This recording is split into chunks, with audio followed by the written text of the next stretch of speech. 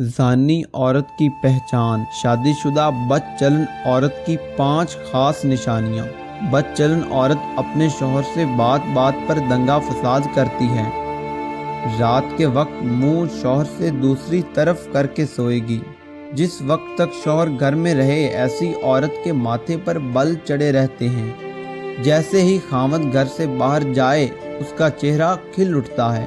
غیر مردوں کے سامنے خوب ہنسی مذاق کرتی ہیں۔ شوہر کے غیر موجودگی میں خوب بال بناتی اور بناؤ سنگار کرتی ہیں۔ گھر کے دروازے اور کھڑکی پر کھڑے رہنا۔ باہر کے لوگوں کو خاص کر غیر مردوں کو دیکھ کر خوش ہونا، ان کی تعریف کرنا اور ان کے نام یاد رکھنا۔ شوہر کے بوسہ دینے پر گالوں کو جلدی سے صاف کر لینا۔ کہتے ہیں کہ قدیم زمانے میں ایک رئیس کی بیٹی گھوڑا سواری کے دوران گھوڑے سے نیچے گر گئی اور اس کے گھٹنے کی ہڈی اپنے بند سے جدا ہو گئی۔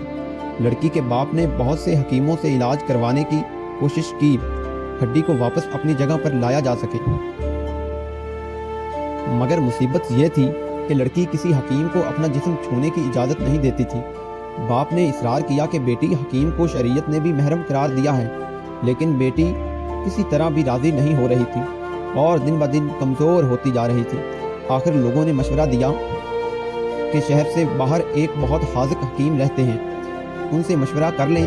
وہ شخص حکیم صاحب کے پاس گئے اور اپنا مسئلہ بیان کیا تو حکیم صاحب نے کہا کہ ایک شرط پر میں آپ کی بیٹی کا گھٹنا ہاتھ لگائے بغیر واپس بٹھا سکتا ہوں۔ وہ شخص کہنے لگے کہ جو بھی شرط ہوگی وہ قبول کرنے پر جو بھی شرط ہے میں وہ قبول کرتا ہوں۔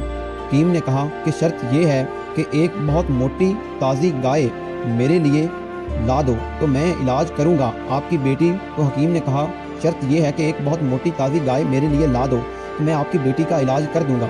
وہ شخص بہت بڑی قیمت پر شہر کی سب سے بھاری گائے خرید کر حکیم صاحب کے گھر لے گئے۔ حکیم صاحب نے کہا کہ آپ اپنی بیٹی کو پرسوں اپنے ساتھ لے آئیں، اسی دن اللہ کے حکم سے اس کا علاج کروں گا۔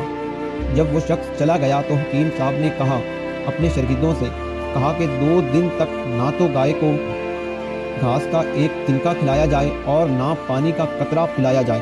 شاگرد حیران ہوئے کہ اتنی صحت مند گائے 2 دن میں بھوک اور پیاس سے مر نہ جائے، لیکن چونکہ استاد کا حکم تھا اس لیے تعمیل کے سوا کوئی اور چارہ نہ تھا۔ 2 دن تک گائے بھوک اور پیاس کی شدت سے بہت کمزور ہو گئی اور دوپہر کے وقت وعدے کے مطابق وہ شخص اپنی بیٹی کو چارپائی پر ڈال کر حکیم صاحب کے پاس لے آیا۔ حکیم نے لڑکی کے والد سے کہا کہ اپنی بیٹی کو گائے کی پیٹھ پر بٹھا دیں۔ سب بہت حیران ہوئے، لیکن حکم ماننے کے علاوہ اور کوئی راستہ نہ تھا۔ لڑکی کو گائے کی پیٹھ پر بٹھا دیا گیا۔ اب حکیم صاحب نے اپنے شاگردوں سے کہا کہ لڑکی کے دونوں پاؤں گائے کے پیٹ کے گرد رسی سے باندھ دیں۔ یہ کام ہونے کے بعد حکیم صاحب نے شاگردوں سے کہا کہ اب گائے کے سامنے گھاس اور دوسری خوراک ڈال دو۔ گائے 2 دن کی بھوکی پیاسی تھی، جلدی کھانے لگی۔ حکیم صاحب نے پانی کی بڑی سی بالٹی میں بہت سا نمک ڈال کر رکھ دیا اور گائے تیزی سے پانی پینے لگی۔ پانی میں نمک کی آمیزش نے پیاس کی شدت اور بڑھا دی تو گائے نے ایک ساتھ بہت سا پانی پی لیا۔ گھاس اور پانی نے گائے کا پیٹ پھلانا شروع کر دیا اور لڑکی کی ٹانگوں پر دباؤ اتنا بڑا کہ وہ چیخنے لگ گئی۔ اچانک کھڑاک کی آواز آئی اور لڑکی درد کی شدت سے بے ہوش ہو گئی۔ حکیم صاحب نے لڑکی کو گائے سے اتروا دیا۔ حکیم صاحب نے لڑکی کو گائے سے اتروا کر اس کے والد سے کہا کہ آپ کی بیٹی کے گھٹنے کی ہڈی اپنی جگہ پر واپس بیٹھ گئی ہے اور یہ گائے آج سے میری ہے، یہ کوئی اور نہیں حکیم بو علی سینا تھے۔